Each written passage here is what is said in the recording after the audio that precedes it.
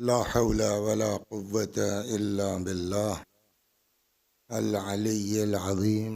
أعوذ بالله من الشيطان الرجيم. بسم الله الرحمن الرحيم. الحمد لله رب العالمين بارئ الخلائق أجمعين باعث الأنبياء والمرسلين، والصلاة والسلام والتحية والإكرام على البشير النذير السراج المنير سيدنا ونبينا وشفيعنا إن شاء الله أبي القاسم محمد.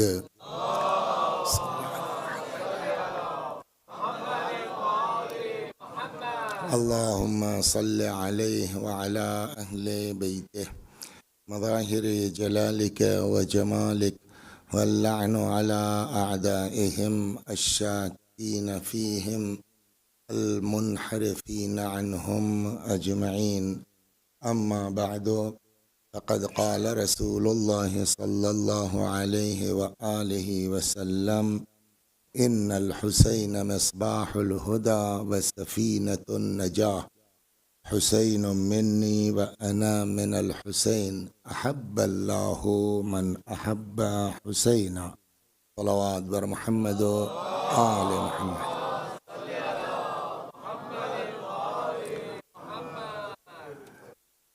آج کی شب وہ شب ہے کہ جس کی صبح حضرت کو اسلام کی خاطر، دین کی خاطر نانا کا مزار چھوڑنا پڑا۔ دیکھیے، یہ کہہ دینا آسان ہے کہ نانا کا مزار چھوڑنا پڑا، ماں کی لحد چھوڑنی پڑی۔ آدمی ذرا سا اگر غور کرے تو آپ سب کو اذان کے بعد کی دعا یاد ہے۔ اب لوگ پڑھتے ہیں نا روزانہ، اذان کے بعد کم از کم 3 بار تو پڑھتے ہی ہیں۔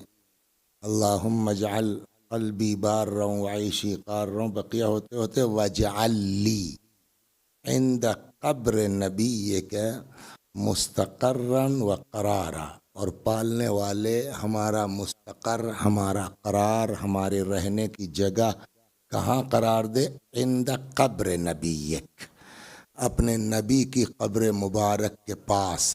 یہ آپ روزانہ دعا کرتے ہیں نا۔ عام آدمی دعا یہ کرے کہ ہمارا مستقر اور ہمارا مقام نبی کی قبر کے پاس قرار دے، اور جس کے لیے نبی نے سجدے کو طول دیا، جس نے نبی کی زبان چوسی، وہ کس طریقے سے اس یقین کے ساتھ، ابھی سب باتیں آئیں گے انشاءاللہ، اس یقین کے ساتھ کہ اب مدینہ واپس آنا ممکن نہیں ہے، کس دل سے حضرت نے مدینے کو چھوڑا ہوگا۔ پھر وہ پرسوں والی بات یاد کیجئے، جناب ابو طالب کے سلسلے میں جو کہی گئی تھی، اسی کو پھر یہاں لائیے۔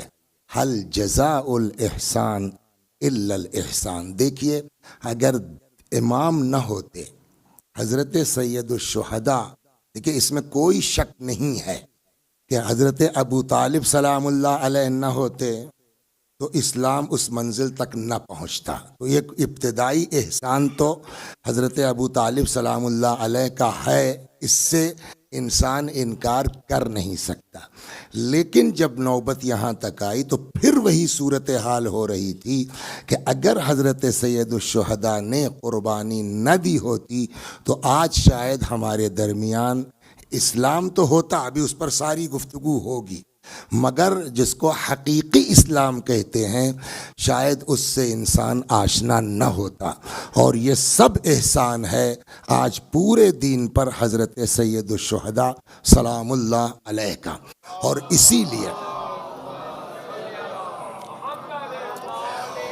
اسی لیے میں نے جس حدیث مبارک کی تلاوت کی ہے، اس میں بھی پیغمبر کیا فرما رہے ہیں؟ ان الحسین مصباح الہدی، حسین ہدایت کا چراغ ہے، اور صرف ہدایت کا چراغ نہیں، وہ سفینۃ النجاہ، نجات کی کشتی ہے۔ گویا پیغمبر نے ہم کو آپ کو نسخہ دے دیا۔ ہدایت چاہتے ہو تو در حسین پر آنا ہوگا، نجات چاہتے ہو تو در حسین پر آنا ہوگا، نہ بغیر حسین علیہ السلام کے ہدایت مل سکتی ہے، نہ بغیر حسین علیہ السلام کے نجات مل سکتی ہے۔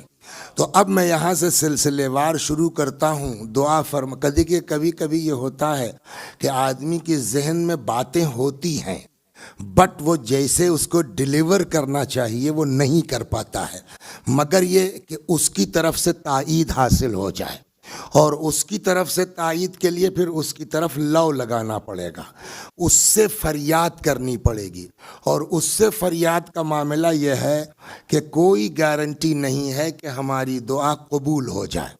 50 شرطیں ہیں دعا قبول ہونے کی۔ فرض کیجئے ابھی ہم دعا کریں کہ پالنے والے ہم کو توفیق دے کہ میں جو کہنا چاہتا ہوں ان سے صحیح ڈھنگ سے کہہ سکوں، کوئی گارنٹی نہیں ہے کہ میری دعا قبول ہو۔ کیوں؟ اس لیے کہ بہت سے گناہ ایسے ہیں کہ جس کی وجہ سے انسان کی دعا قبول نہیں ہوتی۔ آپ تو ماشاءاللہ دعائے کمیل کے عادی ہیں۔ دعائے کمیل میں شروع ہی میں یہ فقرہ ہے کہ نہیں ہے؟ اللہم اغفر لی الذنوب التي تحبس الدعاء، پالنے والے ہمارے ان گناہوں کو معاف کر دے جو دعا کو قبول ہونے سے روک لیتے ہیں۔ اس کا مطلب یہ کسی اور کا جملہ نہیں ہے، امیر المؤمنین کا فقرہ ہے کہ پالنے والے ان گناہوں کو معاف کر دے جو بلا نازل کرتے ہیں، ان گناہوں کو معاف کر دے جو تجھ سے امید کو منقطع کر دیتے ہیں، ان گناہوں کو معاف کر دے تحبس الدعاء، جو دعاؤں کو حبس کر لیتے ہیں، روک لیتے ہیں۔ اس کا مطلب یہ ہوا کہ کچھ گناہ ہمارے ایسے ہیں۔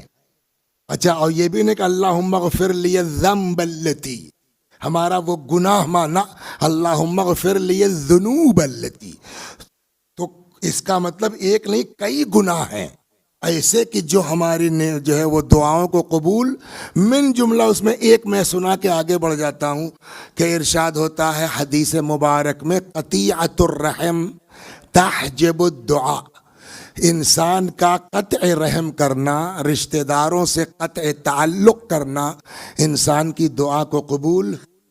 اچھا، اب جب اس میں آئیں گے تو کہیں نہ کہیں سب کسی نہ کسی صورت سے اس والے گناہ میں گرفتار ہیں، اور اس کے لیے ہمارے پاس ہزار بہانے بھی ہیں اپنے کو صحیح صاحب ان کے اندر یہ عیب ہے، ان کے اندر یہ خرابی ہے، وہ فلاں یہ 50 جواب بھی ہمارے پاس اس کے لیے ہیں، تو کوئی اس میں جو ہے وہ الگ کرنے کے لائق نہیں ہے۔ تو کہیں نہ کہیں ہم لوگ اس میں مبتلا ہیں۔ تو جب مبتلا ہیں تو دعا اب کیا کریں؟ ہم کو آپ کے سامنے مقصد قیام امام حسین پر گفتگو کرنا، کیوں حضرت مدینے سے نکلے، کیوں یزید کی بیعت سے انکار کیا، ہمارے سامنے یہ مسئلہ ہے، اور یہ ہلکا مسئلہ نہیں ہے۔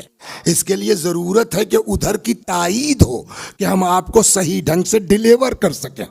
ہماری حالت یہ ہے کہ 50 گناہ کر کے بیٹھے ہیں، تو اب اس کے لیے ایک راستہ ہے، اور جو جا کے ختم ہوتا ہے آپ پر۔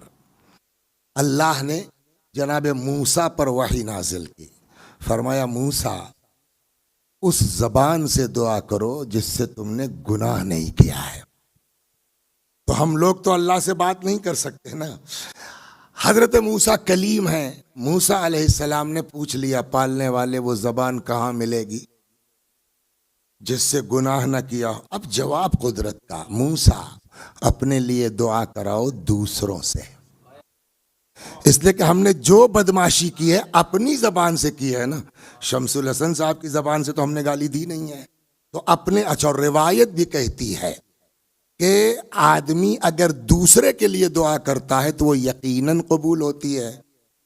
تو اب اس کے لیے ایک ہی صورت بچتی ہے کہ آپ تشریف فرما، کچھ نہیں کرنا ہے، دھیرے سے یہیں سے کہیے یا اللہ ہم بھی اپنا سب چھوڑ کے آئے ہیں امام کے بارے میں سننے کے لیے، اس آدمی کو ممبر میں بٹھلایا ہے، تو اس کو توفیق دے دے کہ ہم تک بات پہنچا سکے۔ آپ دعا کر دیں گے ہمارا کام ہو جائے گا۔ صلوات بر محمد۔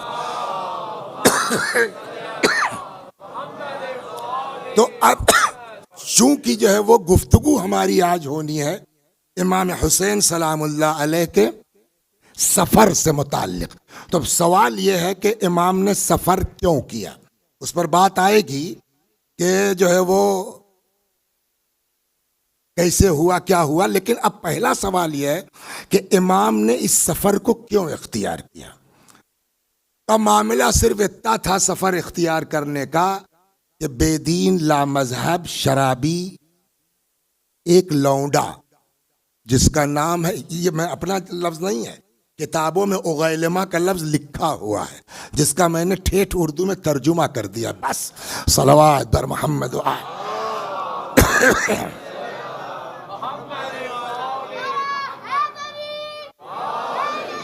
تو اب بات ہماری کہاں سے چلی کہ ساری دنیا دعا کرتی ہے کہ اللہ ہم کو اپنے نبی کی قبر کے پاس جگہ دے، اور ہم یہ دیکھتے ہیں کہ جو سب سے زیادہ کلوز ہیں رسول اللہ سے، وہی اپنے جد کی قبر چھوڑ کے جا رہے ہیں۔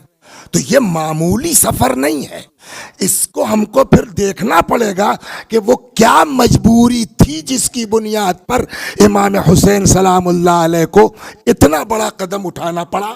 اور جب کہ اب یہاں سے سوال ہوگا کہ کیوں سفر کیا، سوال یہیں سے آغاز ہوگا نا کہ امام نے مدینہ کیوں چھوڑا؟ قضا وہ یزید نام کا شرابی کبابی آدمی تھا، اس نے حضرت سے بیعت کا مطالبہ کر لیا۔ اچھا پہلے چلیے بیعت ہی کے بارے میں سن لیے، پھر آگے چلتے ہیں کیوں چھوڑا۔ صلوات بر محمد۔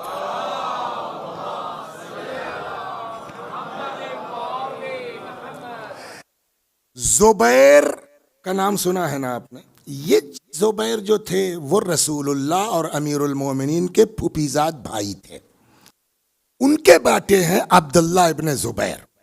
تو عبداللہ ابن زبیر حضرت سید الشہداء مسجد میں تھے کہ اچانک ایک لڑکا آتا ہے اور اس نے آ کے امام سے کہا کہ آپ کو بلایا ہے۔ یہ رات کا معاملہ ہے، مغرب کے بعد یا عشاء کے بعد، وہ مس کر رہا ہوں میں کہ عشاء کے بعد یا نماز کے بعد لڑکا آتا ہے مسجد میں، اور اس نے امام حسین سلام اللہ علیہ سے کہا کہ آپ کو، مروان نہیں ولید، وہ ابھی اس پر بھی آئیں گے، اس کے پیچھے راز کیا، آپ کو بلایا ہے۔ حضرت نے کہا چلو ٹھیک، وہ چلا گیا۔ اب دیکھا عبداللہ ابن زبیر نے معنی خیز انداز سے امام کی طرف، مطلب کہ شاید یہ کہ اتنی رات کو خیریت تو ہے، یہ کون سی اچانک؟ تو امام نے فرمایا کہ میرا خیال یہ ہے کہ حاکم شام مر گیا اور میٹر کچھ اسی سلسلے میں ہے۔ کہ تو اب عبداللہ ابن زبیر نے پوچھا کہ پھر؟ کہ میں تو جاؤں گا۔ عبداللہ ابن زبیر نے کہا کہ مگر میں نہیں جاؤں گا، بس تمہارا میٹر، لیکن میں جاؤں گا۔ اب یہاں سے سوال ہوگا کہ امام حسین، پہلی سوال تو یہیں پہلا شروع ہو جاتا ہے کہ گئے ہی کیوں؟ صلوات بر محمد و آل۔ رک جائیے،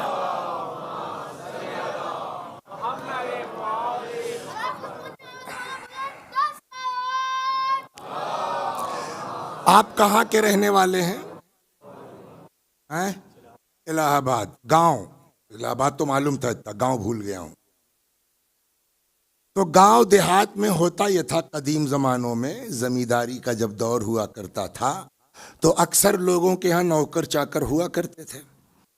تو فرض کیجئے صاحب، ایک صاحب ہیں، ان کے یہاں کوئی ملازم کام کرتا ہے، تو انہوں نے ایک دن جو ہے وہ نواب صاحب نے پوچھا کہ اپنے ملازم سے کہ بھئی تمہارا لڑکا کس کلاس میں پڑھتا ہے؟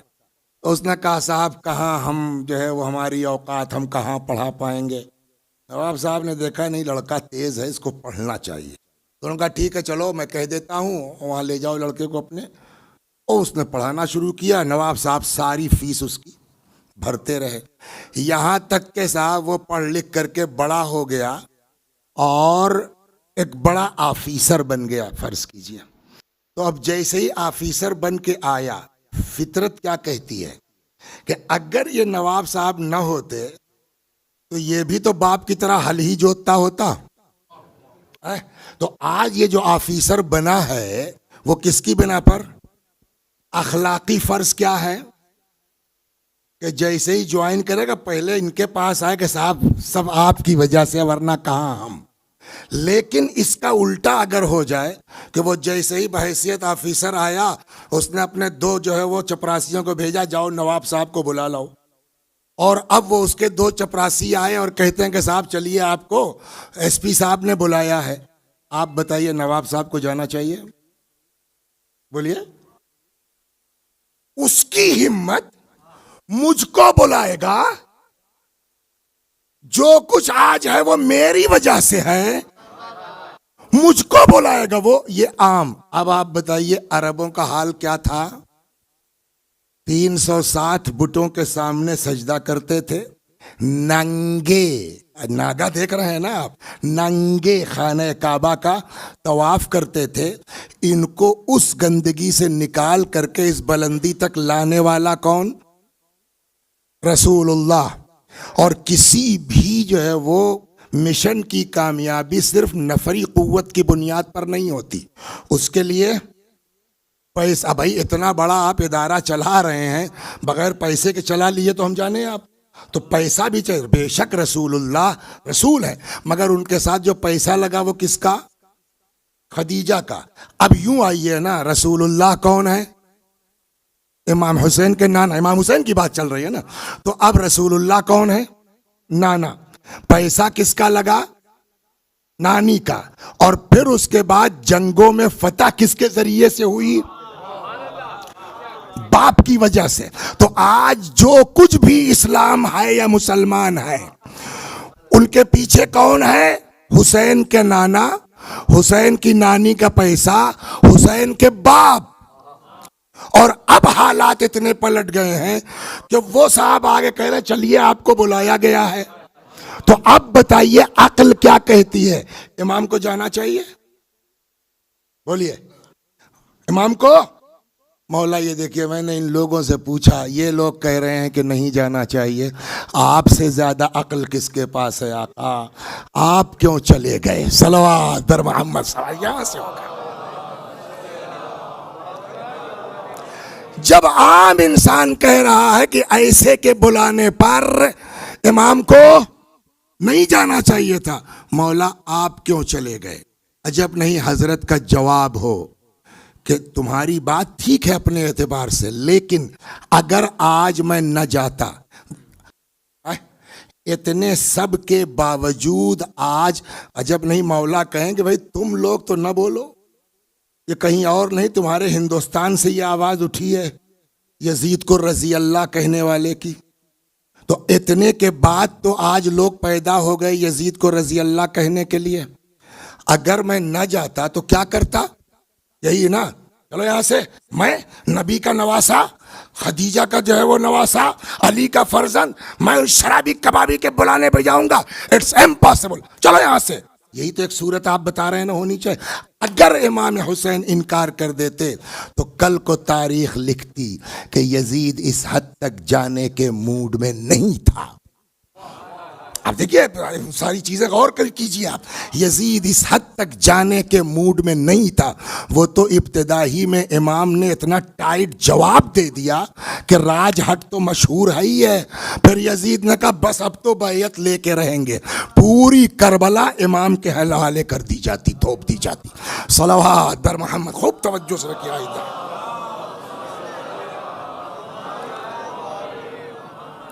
وہاں سے گھر آئے، جناب زینب سے ساری بات ہوئی تو میں جاؤں گا، اتنے میں لڑکا پھر آ گیا۔ حضرت کا چلو، میں نے کہا میں آ رہا ہوں نا، گیا۔ حضرت تشریف لے گئے۔ اب جب تشریف لے گئے تو کتنے لوگ گئے تھے؟ 18 لوگوں کو اپنے، یہ کیا پورے مدینے میں خاندان کے علاوہ اور کوئی نہیں تھا جو امام کے ساتھ جا سکتا؟ یہ ان لوگوں کے لیے سبق ہے جو خاندان چھوڑ کے دوستوں پہ اعتبار کرتے ہیں۔ میں بھیا جس کے خاندان والے ساتھ نہیں دے سکتے اس کا دوست کیا ساتھ دے گا؟ یہ سبق ہم کو ہے کہ اگر واقعی اعتبار ہو سکتا ہے تو اپنا خون۔ 18 بنی ہاشم کو لے کر کے حضرت سید الشہداء آئے، لیکن کسی کو اندر، سب کو باہر چھوڑ دیا۔ ہاں میری آواز بلند ہو تو بھی دیکھا جائے گا۔ پہنچے، کیوں بلایا ہے؟ یہ واقعہ ہو گیا۔ اب بتائیے امام کا جواب کیا ہونا چاہیے؟ دو ہی صورت ہے، آپ بتائیے، آپ کا ایک انسان ایسا جس نے زندگی بھر آپ کے باپ کو چین سے جینے نہیں دیا، آپ کے بھائی کے مرڈر میں وہ شامل ہے نا، اس کے مرنے کی خبر آپ کو ملے گی، آپ کا ری ایکشن کیا ہوگا؟ گیا الحمدللہ، یہی طریقہ ہوگا نا۔ کیا امام حسین علیہ السلام وہاں اظہار خوشی کر سکتے تھے؟ وہی سوال ہوگا کہ صاحب اس کا تو باپ مرا تھا، یہ خوشی کا اظہار کرنے لگے، لہٰذا عقل یہ کہتی ہے کہ خوشی کا، تو اب خوشی کا اظہار نہ کریں تو کریں کیا؟ ارے کب؟ انا للہ اے مرحوم بڑے نیک آدمی تھے، اللہ مغفرت فرمائے، کیا یہ کر سکتے تھے؟ اور اگر یہ کر دیتے تو پھر ہم کہاں جاتے 22 رجب کو لے کے صلوات درما، ہم کہاں جاتے؟ تو اب آپ دیکھیے وہ کیا وقت کہ نہ اظہار مسرت کر سکتے ہیں، نہ اظہار افسوس کر سکتے ہیں، تو کریں تو کیا کریں؟ دیکھیے ایک بات اور بتائیں، ہم میں اور امام میں ایک فرق ہے، ہمارے اندر کی کیفیت کیا ہے اس کو ہم چھپا نہیں سکتے، لہجے سے پکڑ لیے جائیں گے، چہرے سے پکڑ لیے جائیں گے، آنکھوں سے پکڑ لیے جائیں گے، ہم نہیں بچ سکتے اندرونی کیفیت سے، مگر امام کو اپنے چہرے پر بھی اختیار ہے، اپنی آنکھوں پر بھی اختیار ہے، اپنی زبان پر بھی اختیار ہے۔ ایک دو قرآن پڑھنے میں تو کوئی اعتراض ہے ہی نہیں کسی کو، تو اب جیسے ہی اطلاع دی گئی کہ صاحب یہ ہو گیا ہے، حضرت نے سپاٹ لہجے میں، کوئی ڈیسائیڈ ہی نہیں کر سکتا یہ خوشی کا لہجہ ہے کہ غم کا، فرمایا انا للہ و انا الیہ راجعون، ہم سب اللہ کے اور سب کو اس کی طرف پلٹ کے جانا ہے۔ تو یہ تو کوئی ایسی بات نہیں، یہ بتاؤ بلایا کیوں ہے؟ صلوات در محمد، تو مرنا تو ہی ہے، ایک دیکھ جو آیا وہ سب کچھ آئے گا، یہ بتاؤ بلایا کیوں ہے؟ تو انہوں نے کہا صاحب بلایا اس لیے ہے کہ یزید کو بعنوان خلیفہ مان لیا گیا ہے، تو اب آپ بھی بیعت کر لیجئے۔ اب کیا کہیں، کتنے آپشنز ہیں امام کے پاس؟ یزید کی بیعت میں، فاطمہ کا لال، او شرابی کبابی کی، کیا بات کر رہے ہو تم لوگ؟ اگر اس طرح انکار کرتے تو وہی بات جو شروع میں کہی گئی، تاریخ لکھ دیتی کہ صاحب جو ہے وہ یزید اس حد تک جانے کے موڈ میں نہیں تھا، لیکن امام حسین نے اتنا ٹف جواب دیا کہ وہ جوش میں آ گئی حکومت، اس کا اب تو بیعت لے کے رہیں گے، تو انکار کر نہیں سکتے۔ اب کیا کریں؟ بیعت کر لیں، دوسرا آپشن یہی نہ ہے۔ آپ کون ہے جو کہہ سکتا ہے معاذ اللہ کہ حضرت کو بیعت، بولیے، نہیں کر، تو بیعت کر نہیں سکتے، بغیر بیعت کیے نکلنا ہے، تو اب یا تو صاف انکار کر دیں، بیعت کر نہیں سکتے تو اب نکلے تو کیسے نکلے؟ ایک آپشن اور ہے، وعدہ، دھوکہ۔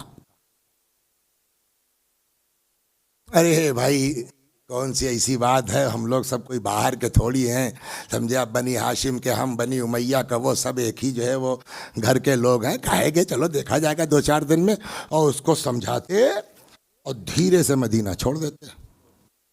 کل کو یہی تاریخ لکھتی کہ یزید اس حد تک جانے کے ارادے میں نہیں تھا، مگر حسین نے دھوکہ دیا معاذ اللہ، تو یہ بھی نہیں ہو سکتا۔ تو غلط وعدہ نہیں کر سکتے، بیعت نہیں کر سکتے، سختی سے انکار، تو کریں تو کیا کریں؟ یہی وہ جگہ ہے کہ جواب دینے کا ہنر سیکھنا ہے تو فاطمہ کے لال سے سیکھیں، جواب دینے کا سلیقہ سیکھنا ہے تو حضرت سید الشہداء سے سیکھے۔ نہ اقرار کر سکتے ہیں، نہ انکار کر سکتے ہیں، نہ غلط وعدہ کر سکتے ہیں، جیسے ہی کہا گیا حضرت نے بڑے اس سے، دیکھیے اول تو کوشش یہ کیجئے کہ جلدی جو ہے وہ ٹی وی پہ انٹرویو مت دیجیے، ہاں یہ جو میری سمجھ میں اب تک، اور اگر کہیں پھنس بھی گئے نا تو اینکر کے ہر سوال کے جواب دینے کے چکر میں مت پڑیے، کبھی مزیدار ہوتا ہے کہ اس سوال پہ سوال کیجئے، یہ سکھایا امام نے ہے، ہر سوال کا جواب ضروری نہیں ہے، جیسے آپ سوال کا اختیار رکھتے ہیں ہم بھی تو اختیار رکھتے ہیں، تو نہ اقرار وعدہ کر سکتے ہیں، نہ بیعت کر سکتے ہیں، نہ سختی سے انکار کر سکتے ہیں۔ امام نے الٹا سوال کر لیا، فرمایا ولید یہ بتا کیا بیعت کا میٹر اتنا ہلکا ہے؟ حالے کے کدھر لے جا رہا ہے میرا مولا؟ میں نے کہا نا جواب کا سلیقہ سیکھنا تو امام سے سیکھے. کیا بیعت کا میٹر اتنا ہلکا ہے کہ رات کی تاریکی میں خاموشی سے طے ہو جائے؟ تو ولید نے کہا مطلب کہ بھائی یہ تو پبلک میٹر ہے نا. کہا بالکل. کہا تو صبح ہونے دے،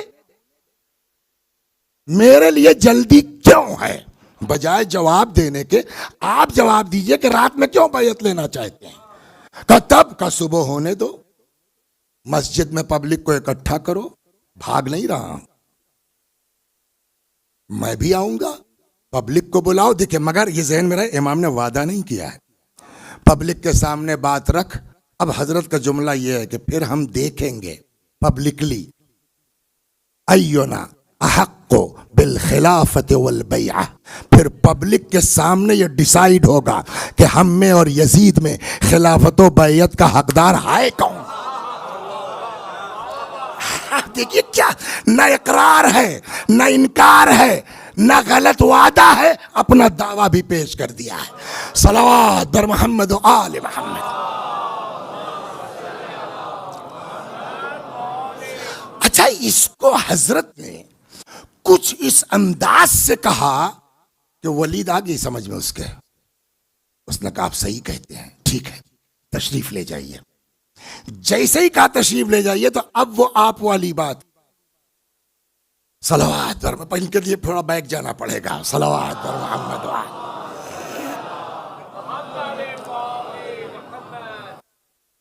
ایک زمانہ تھا یہ ولید جو آج گورنر ہے مدینے کا، یہ ابھی کچھ سالوں پہلے گورنر تھا کوفے کا. اور زبردست وہ بات مشہور ہے کہ حتیٰ ایک دن جناب نے نشے کی حالت میں 4 رکعت پڑھا دی، اور جب کسی نے کہا کہ یہ کیا تو کہتا کم ہے اور پڑھا دیں. یہ دیکھ کے کیا، کبھی اپنے کو تو پڑھی نہیں کہ صحیح سے بتا سکوں. صلوات پر محمد.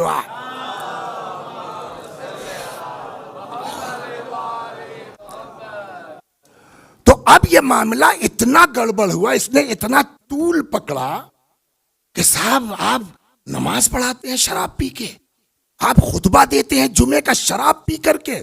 بات کچھ زیادہ بڑھ گئی، اور نتیجہ یہ ہے کہ کوفے کے کچھ بزرگ مالک اشتر کی سربراہی میں آ گئے مدینہ. یہ کیا ہنگامہ مچا رکھا ہے، یہ مذاق اڑ رہا ہے دین کا. یہ میٹر ایسا تھا کہ جہاں سرکار کو بھی سوچنا پڑا کہ اب اگر اس کا سپورٹ کرتے ہیں تو معاملہ خراب ہے، لہٰذا بہتر یہ ہے کہ اس کو ڈسمس کر دیا جائے. مروان جو کہ داماد الملت تھے، اس نے یہ سوچا کہ یہی آسان ہے کہ اس کو ڈسمس کر دیا جائے. یہاں سے دوسرا گورنر بھیج دیا گیا، ولید کو برخاست کر دیا گیا.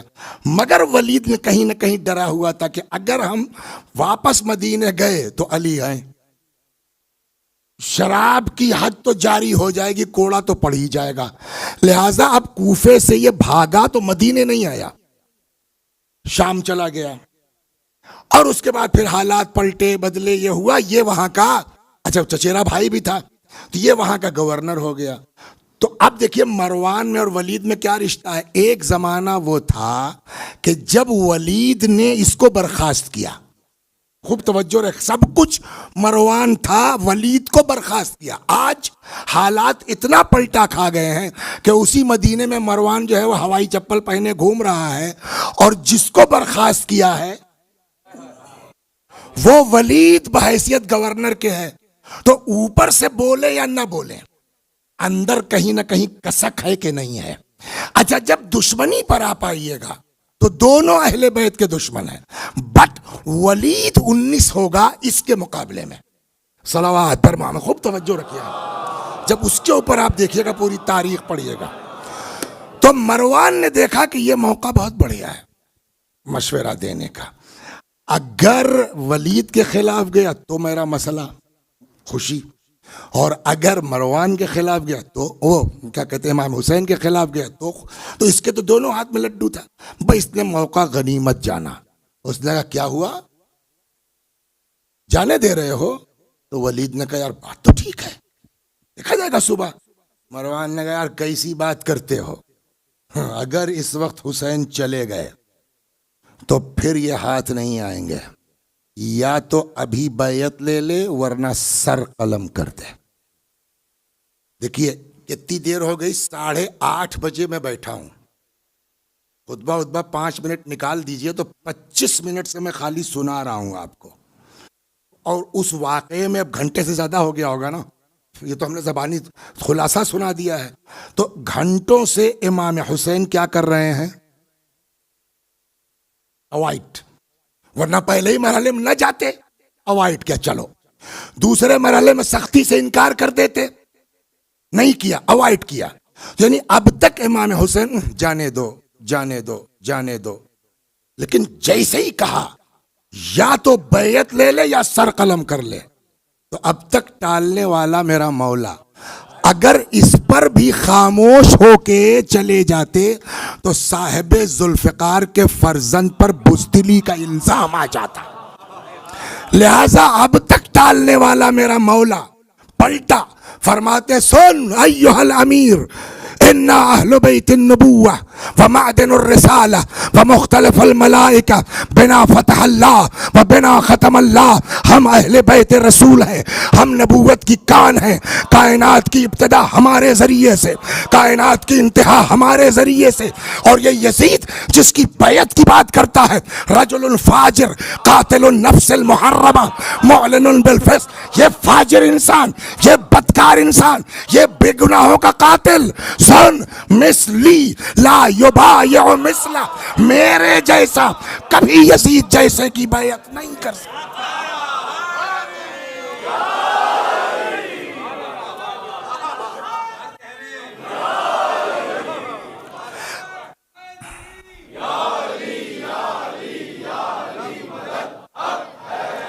تو یہاں تک امام سے جو درس ملا ہے کہ دیکھو جب تک ٹال سکو، ہر بات پہ لڑائی مت کرو، ہر بات پہ جھگڑا مت کرو، جب تک ٹال سکو تب تک بات کو بولیے ٹالتے رہو.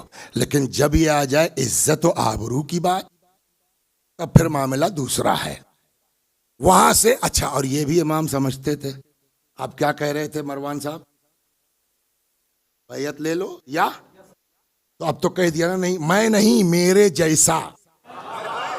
مثلی لا یبایع مثلہ، میرے جیسا.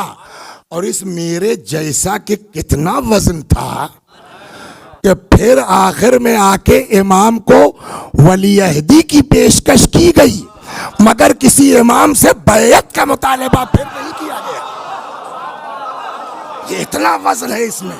مثلی لا یبایع مثلہ. تو اب تو کہہ دیا نا کہ میں نہیں، میرے جیسا بیعت نہیں کرے گا، یعنی نہ میں. اچھا، اور یہ بھی دیکھ لیجئے یہ وزن. امام حسین علیہ السلام کی شہادت کے بعد جو حیثیت حضرت سید الشہداء کی ہے، سیم پوزیشن تو امام سجاد کی ہے نا. آپ زنجیر ڈال سکتے ہیں، آپ قیدی بنا سکتے ہیں. ہمیں سب سے آسان تو یہی تھا نا کہ چلو حسین نہ صحیح ان کے بیٹے نے بیعت کر لی، بیعت کا مطالبہ کرتے قیدی بنا لیا، بیعت مانگنے کی ہمت نہیں پڑی ہے. یہ ہے مطلب مثلی لا یبایع مثلہ کا. تو اب تو کہہ دیا نا صاف کہ میں بیعت، میں نہیں، میرے جیسا بیعت. بولیے تو اب تو مار دو نا. یہی تھا نا، یا بیعت لے لو یا سر لے لو. تو کہہ تو دیا نہیں کروں گا، کہے نہیں سر لے لیتے. چلے آئے، ایک کی ہمت نہیں پڑی، روک لیتا خالی. سر لینا تو اس کا مطلب امام کو پتا تھا کہ کچھ نہیں کر سکتے. ہم نے کہا مولا جب پتا تھا کہ ان کی اوقات نہیں ہے تب اتنا ہلکے میں کیوں آپ بات کر رہے تھے؟ کہ یہ تم کو سبق سکھلانا ہے کہ قوت ہونے کے باوجود جب تک ہو سکے بات کو ٹالتے رہو. صلوات بر محمد و آل. یہ سبق ہے حضرت سید الشہداء سے. خب ماں کی طرح چاہنے والی بہن گھر پہ انتظار کر رہی. پہنچے، کیا ہوا؟ امام نے پوری بات بتلائی. تو کہ ہم بیعت نہیں کریں گے، پھر ہم مدینہ چھوڑ دیں گے. یہاں تک ہو گئے. اب آئیے جہاں سے شروع کیا تھا. پتا تھا کہ آپ بیعت نہیں کریں گے تو کیا ہوگا؟ سوال. اب یہاں سے ایک نئی بات شروع ہوگی کہ امام نے بیعت سے انکار کیا. وہ ہم نے آپ کو پوری تفصیل بتا دی. اب سوال یہ ہے کہ امام نے بیعت سے انکار کیوں کیا؟ تو پہلے نمبر پر یہ پتا تھا کہ نہیں پتا تھا؟ کیوں؟ کہنا کیا چاہتے ہیں آپ؟ ہم نے کہا دیکھیے دونوں صورتوں میں شیعہ پھنس جائیں گے. اگر کہتے ہیں امام حسین نے انکار تو کر دیا، بٹ معاذ اللہ استغفر اللہ، اور کوئی کاٹ کے نہ ڈال دے اس کے ورنہ ہم پھنس جائیں گے، مگر معاذ اللہ اتنا نہیں سمجھ پائے کہ بات یہاں تک پہنچ گئی. جیسے ہی آپ یہ جواب دیں گے ویسے ہی سوال ہوگا پھر کون سے امام ہے وہ جو اپنا میٹر نہ سمجھ پائے، وہ ہماری امامت کیا کریں گے؟ اور اگر نہیں ان کو سب معلوم تھا، کہا بس بس بس بس رکیے، سب معلوم تھا تب کیوں انکار کیا؟ تو ایک جواب تو ہم جیسے جاہلوں کا ہے، آپ سے مطلب سیدھا وہ نبی کے نواسے ہیں، آپ کی اوقات کیا ہے پوچھنے کی؟ تو اس کا جواب ہے نہیں، ہم اس لیے پوچھیں گے کہ ہم ان کو اپنا امام سمجھتے ہیں، اور ہمارا امام وہ ہے جو کبھی قرآن کے خلاف نہیں جا سکتا. کہا تو اس میں کون سے قرآن کے خلاف ورزی ہے؟ تو جواب کا قرآن کہتا ہے اپنے ہاتھ سے اپنے آپ کو ہلاکت میں نہ ڈالو. اگر امام کو پتا تھا کہ اس بیعت کے انکار کے نتیجے میں مار دیا جاؤں گا تو گویا اپنے ہاتھ سے اپنے آپ کو قتل کے لیے پیش کیا. یہ قرآن کے اگینسٹ ہو گیا. جو قرآن کے خلاف کر دے وہ کچھ ہو سکتا ہے ہمارا امام. تو اب بتائیے دونوں صورتوں میں ہم آپ پھنس گئے نہیں پھنس گئے؟ اگر کہتے ہیں معاذ اللہ پتہ نہیں تھا تو امامت پر سوال، اور اگر کہتے ہیں پتہ تھا تو امامت پر سوال. تو اب اس کا جواب سے پہلے یہ ڈیسائیڈ کریں واقعاً امام کو پتہ تھا کہ نہیں تھا. صلوات بر محمد.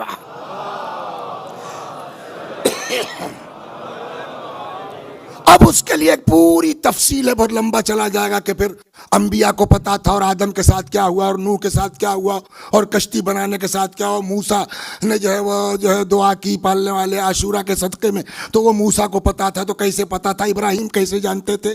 عیسیٰ کے ساتھ کربلا پہنچنے پہ کیا؟ وہ ایک پوری تفصیل ہے، اس میں جانے کا وقت نہیں ہے. خود حسین سے آئیے، ابھی دنیا میں نہیں آئے ہیں. ایک دن صدیقہ طاہرہ نے فرمایا بابا میرے شکم میں جو بچہ ہے وہ عجب آوازیں دیتا ہے. کبھی کہتا ہے یا اماں انا ولدک العطشان، اماں میں تمہارا پیاسا بچہ ہوں. کبھی کہتا ہے یا اماں انا ولدک العریان، اماں میں تمہارا برہنہ بچہ ہوں. وہ حسین جو دنیا میں آنے سے پہلے اس طرح کی بات ماں سے کر رہے ہوں، 57 برس کی عمر میں ان کو پتہ نہیں ہے کہ میرے ساتھ کیا ہونے والا ہے. 1 2 بچپنا ہے. ام ایمن آغوش میں لے کے نکلی ہیں. ایک یہودیوں کا عالم اور اس کے کچھ ماننے والے، نظر پڑ گئی ام ایمن یہ بچہ کون ہے؟ جان بطول فرزند رسول علی کا لاڈلا ہے. چوم لوں؟ نہیں. اگر کلمہ پڑھ لوں تو کہ مجھ کو کوئی اعتراض نہیں ہے. وہیں کہتا اشہد ان لا الہ الا اللہ واشہد ان محمد رسول اللہ. آپ کو یاد ہے کسی کو خطبے کے بعد میں نے کون سی حدیث پڑھی تھی؟ ان الحسین مصباح الہدا، ہادی اس کو کہتے ہیں. اس کے بعد رخ کیا آسمان کی طرف، کہتا خدا گواہ رہنا میں تیرے حسین کے ہاتھوں ایمان لایا ہوں. یہاں بھی ہمارے کام کی بات نہیں. اب پلٹا اپنی قوم کی طرف، کہتا ہے جانتے ہو یہ بچہ کون ہے؟ کل کو میدان کربلا میں یہ بچہ اتنا پیاسا ہوگا، اتنا پیاسا ہوگا کہ زمین و آسمان کے درمیان کی فضا اس بچے کی نگاہ میں دھوئیں کے مانند ہوگی۔ ہو گئی بات؟ ایک یہودی امام کے بچپنے میں جانتا ہے، خود امام کو پتہ نہیں ہے۔ امام حسین چلنے لگے، 28 رجب آ گئی، ام المؤمنین حضرت ام سلمہ نے کہا بیٹا کہاں؟ عراق مت جاؤ۔ کیوں؟ میں نے تمہارے نانا سے سنا ہے کہ میرا بیٹا عراق میں مارا جائے گا۔ باہر سے آ کے ام سلمہ کو پتا ہے، جس نے نبی کی زبان چوسی اس کو پتا نہیں ہے۔ مکے پہنچ گئے، مکے سے نکلنے لگے، کہنے والے نے کہا کہ مت جائیے، امام نے کہا سیدھے، بالکل اب تو کنفرم ہو گیا نا، اللہ مجھ کو شہید دیکھنا چاہتا ہے، ٹھیک ہے آپ جائیے، یہ بچوں عورتوں کو تو مت لے جائیے، ان اللہ شاء ان یراہن اسیرا، خدا ان کو اسیر دیکھنا چاہتا۔ اب تو بالکل واضح ہو گئی بات نا کہ سب پتا تھا۔ جب معلوم ہے کہ سب پتا تھا تب امام نے انکار کیوں کیا؟ یہ معلوم ہے کہ انکار کا نتیجہ یہ ہوگا، تو جب نتیجہ معلوم ہے تو کیوں انکار کیا؟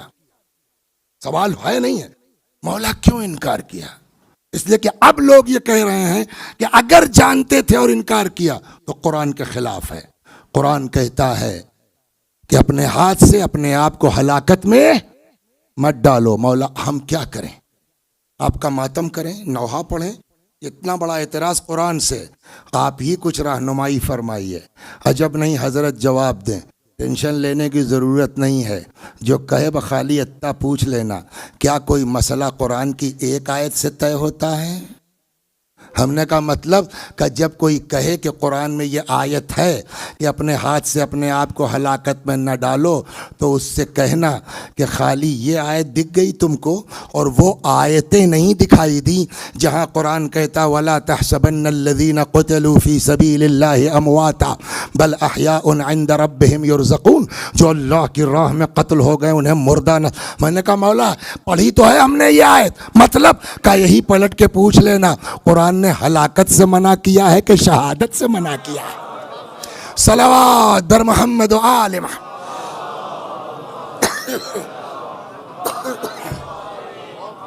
تو اب کہاں پہنچی بات؟ امام کو پتا تھا، بالکل پتا تھا، پھر کیوں انکار کیا؟ قرآن ہلاکت سے منع کرتا ہے۔ جواب، قرآن ہلاکت سے منع کرتا ہے، شہادت۔ واٹس ڈفرنس بٹوین ہلاکت اینڈ شہادت؟ اب یہ نیا سوال ہوگا۔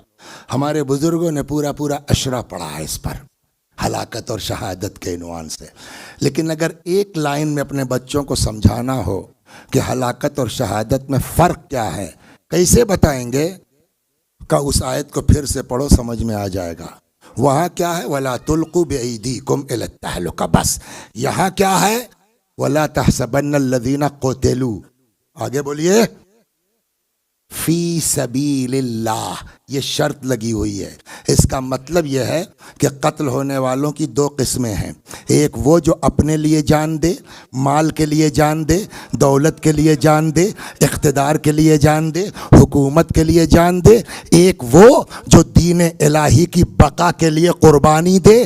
جو اپنے لیے مرے گا اسے ہلاک کہا جائے گا، جو خدا کے دین کے لیے قربانی دے گا اسے۔ یہ تو فرق آ گیا نا سمجھ میں؟ اب امام حسین قتل تو ہوئے، کیسے طے ہوگا کہ یہ ہلاکت ہے کہ شہادت؟ کہ اگر اپنے لیے جان دی تو ہلاک ہیں، پھر کوئی ضرورت نہیں امام حسین علیہ السلام کے، لیکن اگر خدا کے دین کے لیے قربانی دی ہے تو سوال یہ ہوگا کہ کیسے طے ہو کہ امام کا قتل ہلاکت ہے کہ شہادت؟ اب پھر واپس چلیے، سبب قتل کیا ہے؟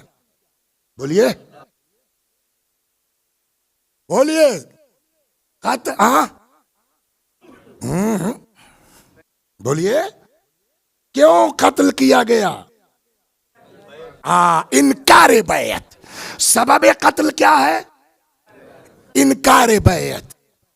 اب وہاں جا کے پڑھنا پڑے گا، انکار بیعت کیوں تھا؟ اپنے لیے کہ خدا کے لیے؟ اگر انکار بیعت اپنی خاطر ہے تو نتیجے کا قتل ہلاکت، اور اگر انکار بیعت خدا کے لیے ہے تو نتیجے میں جو قتل ہوگا وہ شہادت۔ لیکن ایک بڑی مشکل یہ ہے کہ ہم لگ جاتے ہیں اپنی صفائی میں کہ امام حسین کو انکار کیوں کیا۔ یہ بتائیے شمس الحسن صاحب، امام نے انکار پہلے کیا کہ یزید نے اصرار نا، تو ہم انکار پر بحث کیوں کریں کہ امام نے انکار کیوں کیا؟ سوال یہ ہے کہ ہم انکار پہلے اصرار پر بحث ہوگی نا۔ ساری دنیا بیعت کر چکی تھی، ایک حسین نہ کرتے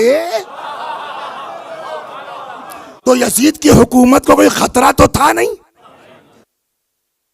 تب کیوں یزید اصرار کر رہا تھا؟ جب سمجھ میں آ جائے گا اگر اصرار دین مٹانے کے لیے ہے تو حسین کا انکار دین بچانے کے لیے ہوگا، اور جو انکار دین بچانے کے لیے ہو۔ یہاں تک آ گئے آپ؟ اب اس 15 منٹ ہمارا ساتھ دے دیجیے، صلوات بر محمد۔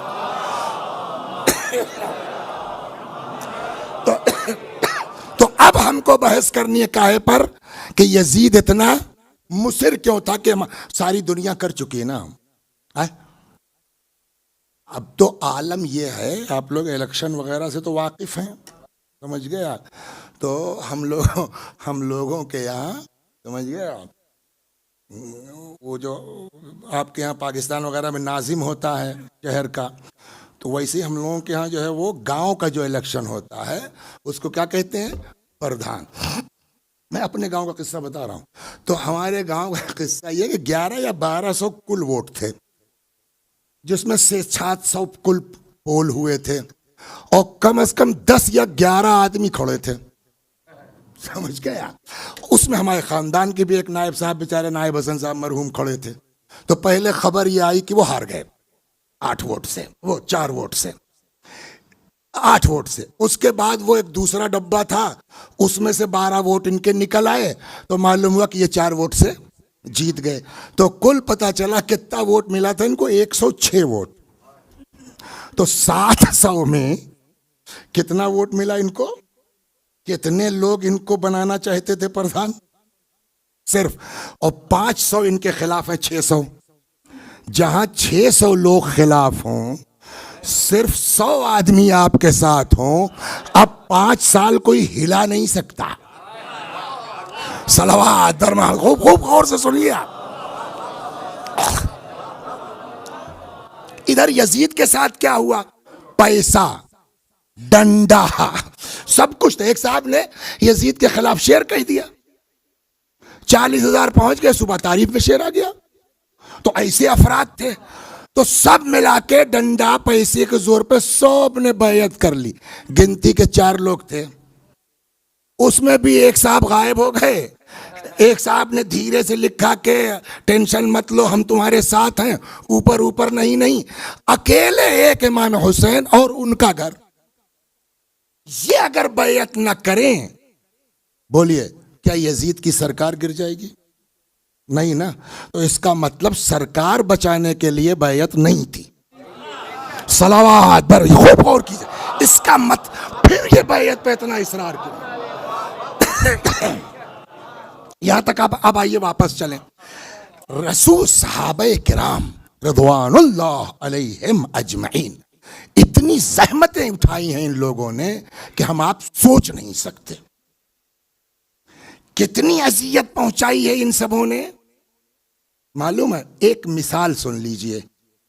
اچھا، اور بڑے مظلوم ہیں صحابہ کرام، بھی بڑے مظلوم ہیں، جن کا ذکر ہونا چاہیے ان کا کوئی نام نہیں جانتا۔ آپ بتائیے کتنے لوگ جانتے ہیں صحابی کا نام لینے جا رہا ہوں میں؟ خباب ابن الارت، بولیے۔ خباب ابن الارت وہ ہیں جن کی قبر پر مولا نے کھڑے ہو کے دعا کی ہے، رحم اللہ خبابا۔ اتنا بڑا انسان ہے یہ۔ جب مسلمان ہوئے، بس ایک مثال دے رہا ہوں، وقت دیکھ رہا ہوں میں، تو ان کا جو مالک تھا جس کے یہ غلام تھے، ان کو ننگا کر دیتا تھا اور آگ جلا کے خندق اس پر لٹا دیتا تھا۔ کھال جلتی تھی، چربی پگھلتی تھی، गिरती थी शोले भड़केंगे ना, तकलीफ जब पहुंचती थी तो आह ऊह नहीं, मुंह से निकलता था मोहम्मद मोहम्मद मोहम्मद। इस कदर सताया गया, इतना ही सताया, इतना ही सताया गया कि कल के परसों वो सुनाया गया है ना कि हात्ता के अल्लाह ने भेज दिया जाबील को, और जाबील ने आके कहा या रसूलल्लाह आप कहिए तो इन पर पहाड़ उठा के फेंक दूं। पैगंबर ने कहा नहीं। आखिरश अल्लाह ने कहा भैया अब आप मक्का छोड़ दीजिए, ये हद हो गई ना।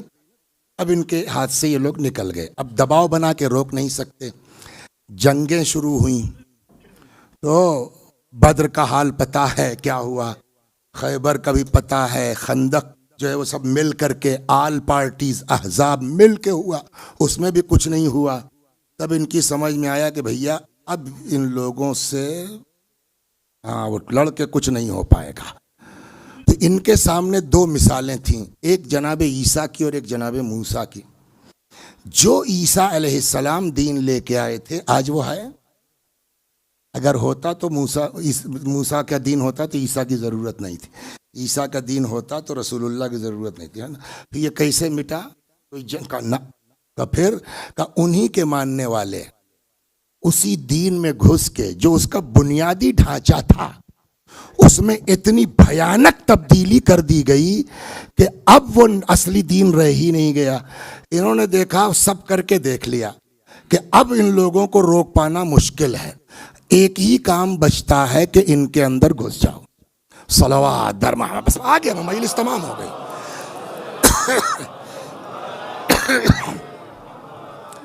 तो अब बेहतरीन रास्ता यह है कि तुम इनके साथ घुस जाओ और कोशिश करके जो मेन जगह पहुंच के जो इस्लाम का बुनियादी ढांचा है उसमें इतनी भयानक तब्दीली कर दो कि असली शेप रह ही न जाए दीन का। फिर नाम से क्या होता है। ये काम जस्ट आफ्टर वफात पैगंबर स्टार्ट हुआ। मैं उधर नहीं जाना चाहता कि साहब कहते हैं साहब ये दो चीजें हलाल थी मैं हराम कर रहा हूं। कोई मानने वो पूछने वाला नहीं है कि आप कौन हैं। और यही फर्क है अहले बैत में और गौरों में। कहीं कहा जाता ये हलाल थी मैं हराम कर रहा हूं, और करबला से आवाज आती मुझे क्यों कत्ल करते हो, क्या मैंने हलाल को हराम किया है। तो ये होता रहा, हल्का फुल्का चलता रहा। अब मामला पहुंचा यजीद तक। यजीद ने सोचा कि जो काम हमारे बड़े नहीं कर पाए, अगर मैं वो काम कर दूं तो रहती दुनिया तक मेरा नाम हो जाएगा। करना क्या है, जो इस्लाम की बेसिक है उसी पे वार कर दो। तनई काट दो तो शाखें तो खुद ब खुद सूख जाएंगी। तना क्या है इस्लाम का बताइए। नहीं वो तो अपनी जगह है, इमाम हुसैन तो उसूल दीन तो बेशक, लेकिन उसके बाद इमाम हुसैन ही का तो मैटर है। तना कैसे, अस्सलातु उमूदुद्दीन, ये जो है ना ये जितने चार पिलर हैं ये चारों पिलर गिरा दीजिए आप, छत रोक नहीं पाएंगे आप। दीन कहता अस्सलातु उमूदुद्दीन, नमाज दीन का सुतून है। नमाज कबूल तो सब कबूल। एक जगह इरशाद होता है कि ज़िना करने वाला काफिर नहीं है, नमाज न पढ़ने वाला काफिर है। एक जगह पैगंबर फरमाते हैं कि मन तरक सलात मुतअम्मिदन फ़क़द कफ़र, जो जानबूझ के नमाज छोड़ दे वो काफिर है। एक जगह इरशाद होता है मसलुस सलात का मसल उमूदिल फुस्तात, नमाज की मिसाल खैमे के बम्बू की तरह है। अगर वो बांस ना हो तो आप खैमा नहीं रोक सकते। तो पूरे आमाल हमारे बेस कर रहे हैं काहे पर, तो बुनियाद नमाज हुई ना। यजीद ने कहा इसी को ख़त्म कर दो, धीरे धीरे सब ख़त्म हो जाएगा। लिहाजा एक बात रुक के सुन लीजिए कि हम नहीं समझ पाए कि नमाज कितनी अहम है, यजीदी समझ गए कि नमाज कितनी अहम है। सलावत बर मोहम्मद व आले मोहम्मद। लिहाजा नमाज नमाज नमाज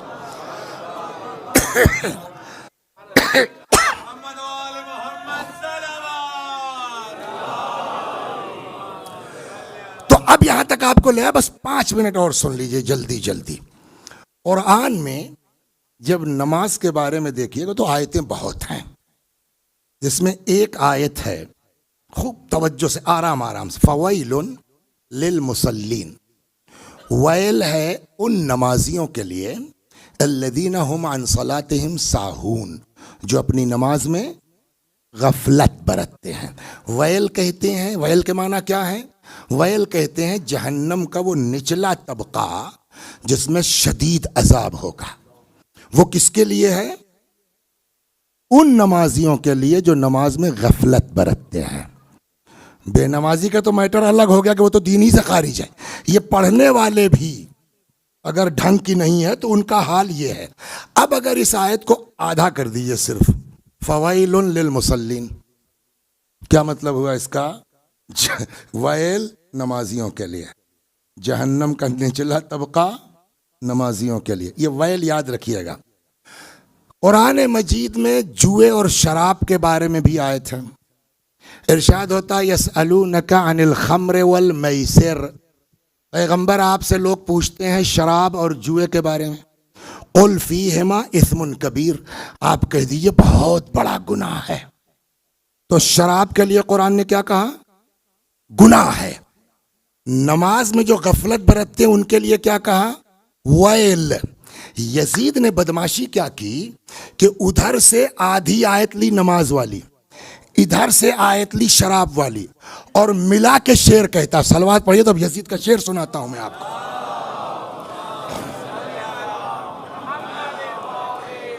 ادھر سے نماز کی آدھی آیت لی فویل للمصلین، ادھر سے شراب والی آیت لی، کہتا ہے ما قال ربک ویل للذی شربا، نہیں کہا ہے تمہارے رب نے۔ تو پہلے تو یہی پکڑ لیا گیا، تمہارے رب کا مطلب کیا ہوا؟ ہمارے رب بھی تو ہو سکتا تھا۔ اس کا مطلب یہی بات صاف ہو گئی کہ یزید اللہ کو اللہ نہیں سمجھتا تھا۔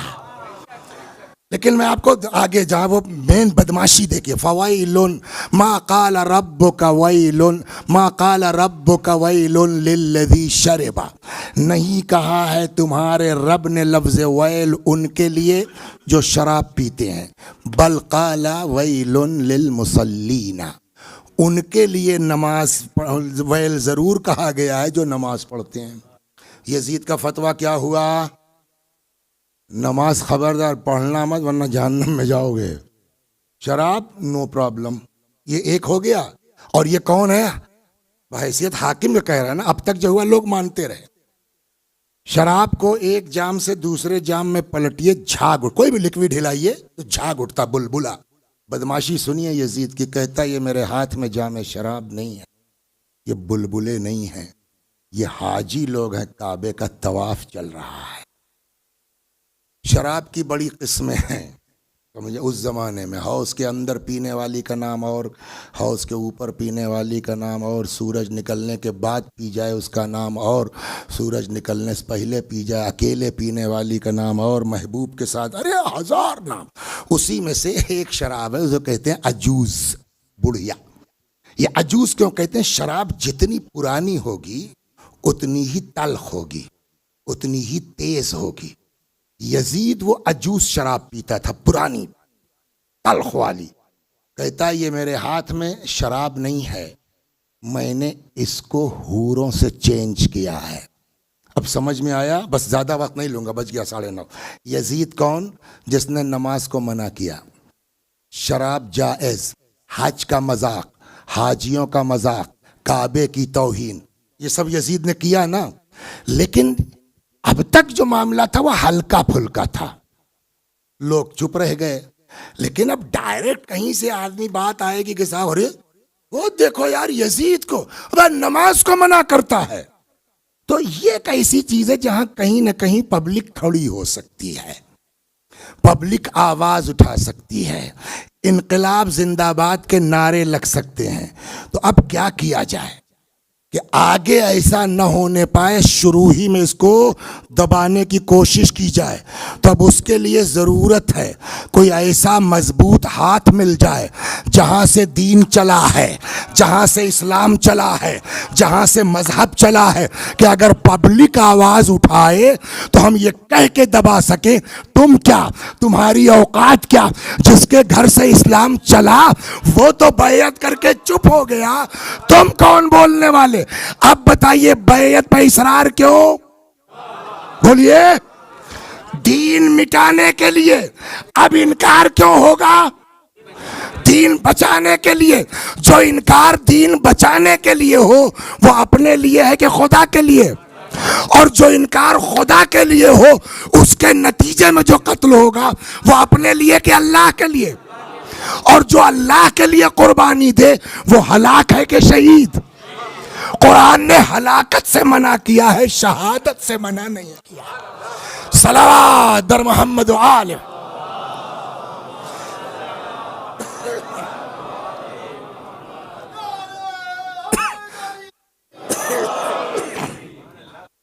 اب سمجھ میں آیا کہ سب کچھ جاننے کے باوجود حضرت نے یزید کی بیعت سے انکار کیوں کیا؟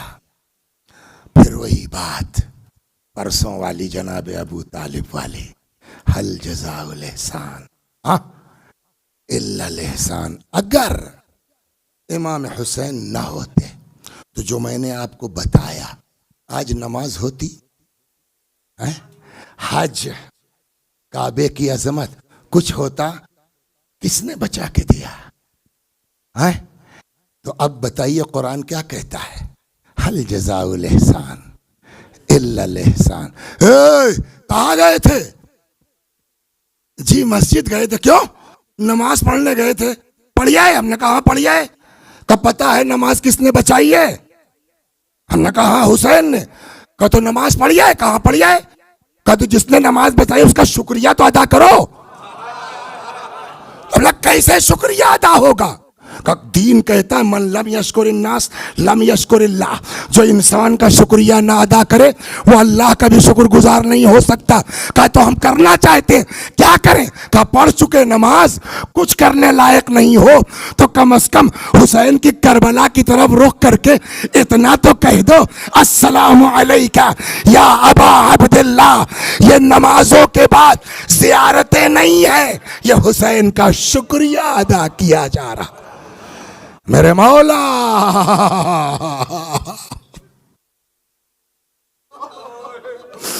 میرے آقا، اے حسین اگر آپ نہ ہوتے تو آج دین نہ ہوتا۔ آئے واپس ماں کی طرح چاہنے والی بہن ٹہل رہی ہے۔ کیا ہوا بھیا؟ کیوں بلایا تھا؟ پورا قصہ سنایا۔ پھر کا بیعت کا تو بیعت نہیں کروں گا، پھر ہم مدینہ چھوڑ دیں گے۔ روایت کہتی ہے فخرج منہا خائفا یترقب۔ حسین نے مدینہ چھوڑ دیا۔ ہم بہت آسانی سے کہہ دیتے ہیں کہ حسین نے مدینہ چھوڑ دیا۔ دیکھیے 50 سال کا وقت بہت ہوتا ہے، 50 سال کا وقفہ بہت ہوتا ہے۔ آدمی بڑے سے بڑی بات بولیے بھول جاتا ہے، لیکن دنیا بھول جائے، جس کے ساتھ کا واقعہ ہے وہ جلدی نہیں بھولتا۔ امام کب نکلے ہیں؟ سن 60 ہجری میں، اور جناب فاطمہ کی شہادت کب ہوئی ہے؟ سن 11 ہجری میں۔ تو 49-50 سال ہو گیا ہے ماں کے انتقال کو۔ لیکن انتقال کے بعد جو ہوا نہ اس سے پہلے کبھی ہوا تھا نہ اس کے بعد کبھی ہوا۔ کیا آگے بڑھے بند کفن ٹوٹ گئے؟ سنا ہے نا جماعت ثانی میں بی اور کلیجے سے لگا لیا۔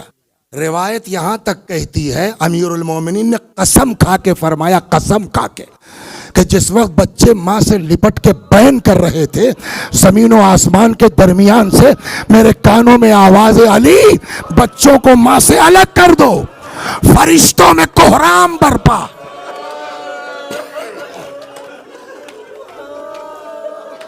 یہ بات جنگل کی آگ کی طرح پھیلے گی، پھیلے گی کہ نہیں پھیلے گی؟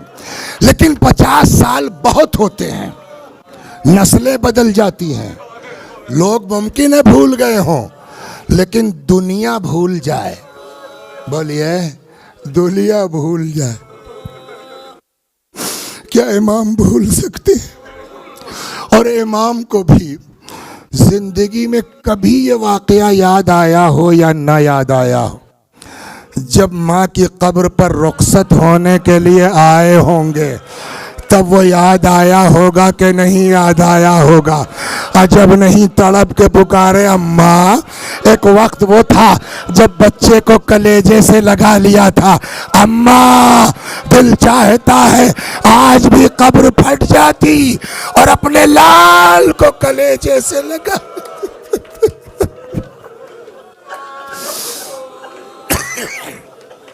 کیسے رخصت ہوئے نانا کے بازار سے کون بتائے گا؟ کیسے رخصت ہوئے ماں کی قبر سے کون بتائے گا؟ مگر تاریخ یہ کہتی ہے امام تو رخصت ہو گئے. امام تو ماں کی قبر سے رخصت ہو، مگر ماں کا حال یہ ہے کہ پھر ماں نے بھی چھوڑ دیا.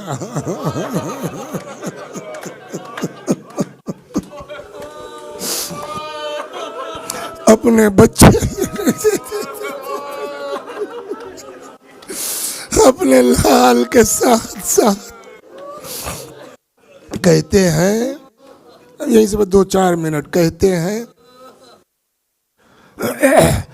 کہ شمر ملعون جب امام کا سر جدا کر رہا تھا،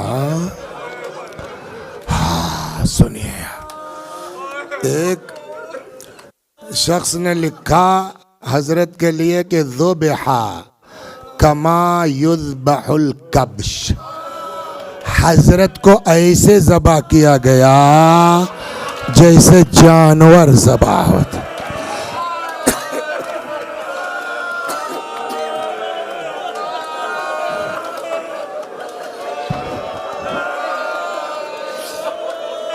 خدا ان آوازوں پہ رحمت نازل فرما. میں کہوں گا آپ نے لکھا تو مگر تب بھی پوری بات نہیں لکھ پائے آپ. کیوں؟ اس لیے کہ جانور بھی ذبح ہوتا ہے تو اس کا اپنا الگ اصول ہے. کیا؟ نمبر 1 گلا سامنے سے کاٹا جاتا ہے. 2 پانی پلا لیا جاتا ہے. 3 چھری تیز کر لی جاتی ہے. لیکن ہائے میرا مولا، المذبوح بالقفا، سامنے سے نہیں پسے گردن، کند خنجر، سوکھا گلا.